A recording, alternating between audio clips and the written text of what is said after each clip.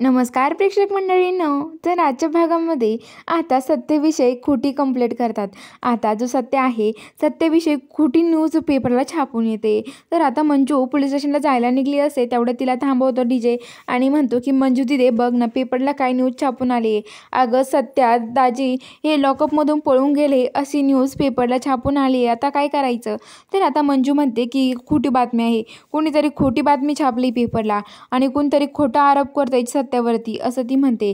तर आता ती म्हणते की कोण करत असेल पण हे सगळं, चला आपल्याला बघायला हवं. तर ती मंजू बाहेर येते तेवढ्या तिथे पत्रकार परीक्षेत आलेली असते. ते पत्रकार आणि ते विचारतात की का हो तुमचा नवरा म्हणजे सत्यजित सुर्वे यांनी खरंच त्या मुकादमाला ते लॉकअपमधून पळून गेले का आणि त्यांनी खरंच मुकादमाला मारहाण केली का, मुकादमाला मारलंय का, ही न्यूज खरी आहे का. तर मंजू म्हणते की ही सगळी खोटी न्यूज आहे, कोणतरी खोटी न्यूज छापली आहे, असं काही सत्याने केलेलं नाही आणि तो लॉकअपमधून पळून नाही गेलेला, दुसरं काहीतरी कारण झालेलं आहे असं ती म्हणत असते.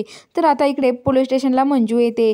पोलीस स्टेशनला सगळेजण तिथे त्यांचं काम चालू असतं.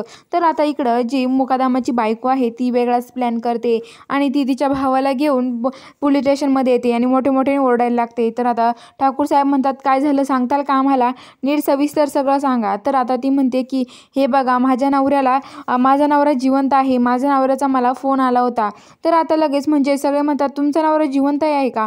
तर ती म्हणते की हो माझा नवरा जिवंत आहे, पण त्यांना आता सत्यजित सुर्वेपासून खूप मोठा धोका आहे, त्यांचा जीव गमावू शकतो. त्यांनी मला फोन करून सांगितलंय तुम्ही लवकरच माझ्या नवऱ्याला वाचवा, माझ्या नवऱ्याला वाचवा असं मोठे मोठे ओरडायला लागते आणि म्हणते की सत्यजित सुर्वेपासून माझ्या नवऱ्याला खूप मोठा धोका आहे, तो माझ्या नवऱ्याचं काही पण करेल असं ती म्हणते. तर आता लगेच सगळे म्हणतात तुम्ही शांत व्हा, असं काही होणार नाही, सत्य असं कधीच करू शकणार नाही असं तिला समजून सांगतात. पण ती म्हणतात की नाही नाही माझ्या नवऱ्याने सांगितलंय, माझ्या नवऱ्याला तो मारणार आहे सत्या असं म्हणते. तर आता बघूया पुढच्या भागामध्ये नक्की काय होणार आहे हे बघण्यासाठी आपल्या चॅनलला लवकरात लवकर सबस्क्राईब करून घ्या.